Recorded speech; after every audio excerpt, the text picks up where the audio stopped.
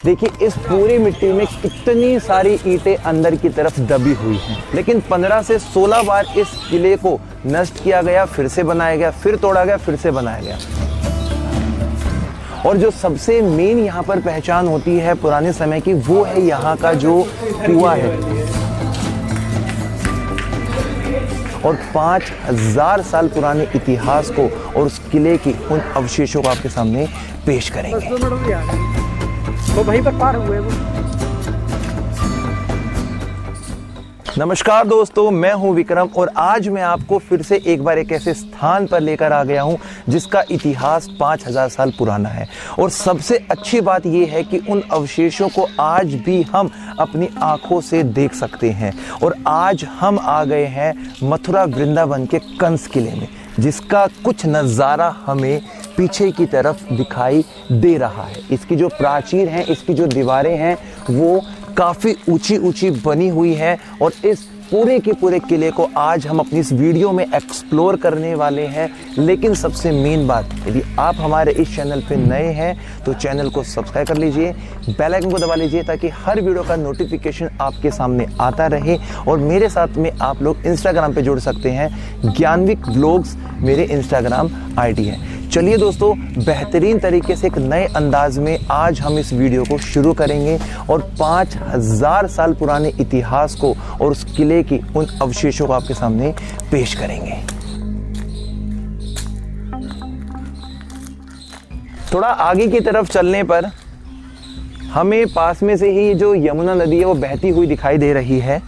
और सबसे जो मेन बात वो ये है कि ये जो किला है ये एक मड यानी कि मिट्टी के एक बहुत ऊंचे पहाड़ पे बना हुआ है। उसके मैं आपको साक्षात कुछ यहाँ पे सबूत दिखाता हूँ और उस सबूत के माध्यम से हम उस बात को पहचानने की कोशिश करेंगे कि क्यों इस किले को 5000 वर्ष पुराने यानी कि महाभारत कालीन का किला बताया जाता है। आइए एक बार आप यहाँ से, एक तरफ तो आपको ये किला बिल्कुल मजबूत और वर्तमान समय के स्ट्रक्चर पे दिखाई देगा, लेप दिखाई देगा, लेकिन जब आप अपनी नज़रों को थोड़ा सा सीधे हाथ की तरफ लेकर जाएंगे तो वहाँ पर आपको मिट्टी के अवशेषों में दबे हुए कुछ ईंटें दिखाई देंगी, जो ये प्रतीत करती हैं कि इस किले से पहले ये कई बार यहाँ पर बना है। और उसको नज़दीक से देखने का जो मज़ा होगा वो कुछ अलग ही होने वाला है। तो अभी मैं आपको उसके नज़दीकी भाग में ले जाऊंगा ताकि इसके इतिहास के साथ में आपको और बारीकी के साथ में रूबरू करवा सकूं। चलिए,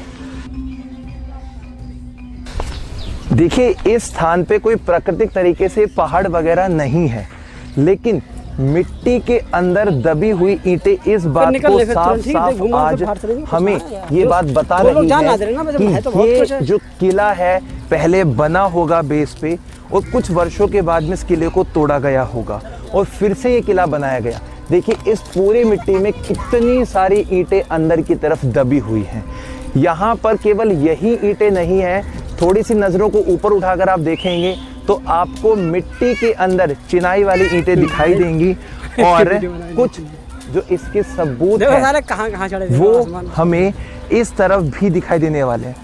सामने की तरफ आप देख सकते हैं जो पहले के समय में चौड़ी चौड़ी दीवारें बनाई जाती थी, उन दीवारों के अंदर इस्तेमाल होने वाली वही पतली ईंट। दोस्तों, इन पतली ईंटों के पीछे का रहस्य बहुत ज़्यादा अद्भुत और अछूता है, क्योंकि ये पतली ईंटों के जो साइज को देखकर जब हम बात करते हैं तो वो अलग अलग काल की हमें प्रतीत होती है। इस किले के अंदर एक कुआं है और उस कुएं के अंदर बनी है चौड़ी चौड़ी ईंटें और उन ईंटों से आइडिया लगाया गया था ASI की टीम के द्वारा में कि ये किला सीधे तौर पर कृष्ण भगवान के समय में उनके मामा कंस के नाम पर जाना जाता है। और इस किले को लोग मथुरा का किला या पुराने किले के नाम से भी जानते हैं। अभी हम इसको और बारीकी के साथ में एक्सप्लोर करेंगे और हम अंदर के हिस्से में जाएंगे, पता लगाएंगे कि इस किले के ऊपरी हिस्से में क्या क्या है और क्या क्या हमें यहाँ पे देखने को बनता है। कंस किले में जाने से पहले हम यहाँ के थोड़े से घाटों को देख लेते हैं जो काफ़ी ज़्यादा पवित्र हैं, उनकी काफ़ी आस्था बनी हुई है और उसका जो रास्ता है वो यहाँ से बनता है। अभी हम जाएंगे इस तरफ ताकि हर हिस्से को देख सकें। यमुना नदी के इस तट पर कुल मिलाकर 25 अलग अलग घाट हैं। जिन घाटों में से जो प्रमुख घाट है वो है यहाँ का स्वामी घाट, और इसका जो बाहर का नज़ारा है वो काफ़ी ज़्यादा अच्छा बना हुआ है और यमुना नदी को काफ़ी पवित्र नदी माना जाता है। और सबसे जो मेन बात है, यहाँ पे जो राजा रानी का घाट है वो पीछे की तरफ था, उसके बाद जनाना घाट था। कुछ घाट ऐसे जो आज के समय में इस पानी के स्तर के नीचे दब चुके हैं और कुछ घाट ऐसे जो आज भी यहाँ पे दिखाई देते हैं। आप यमुना नदी के अंदर बोटिंग का मजा भी ले सकते हैं, जिसके लिए आपको इस प्रकार की जो ये नाव है दिखेंगी, कुछ मैनुअल है, कुछ मोटर चले जाती हैं। बस बात यह है कि वर्तमान समय में यमुना नदी का जो पानी है वो अब उस शुद्धता के साथ में नहीं रहा जिसके लिए यमुना नदी को जाना जाता था। और एक बार आप आसपास के मंदिरों को भी देख सकते हैं। इधर आपको कुछ पुरानी इमारतें भी दिखाई देंगी, और जब आप अपनी नज़रों को इस तरफ लेकर जाएंगे तो यहाँ पर भी आपको पीले पत्थर के साथ में बनाई गई ये इमारत दिखाई देगी जो काफ़ी ज़्यादा अच्छी बनी हुई है।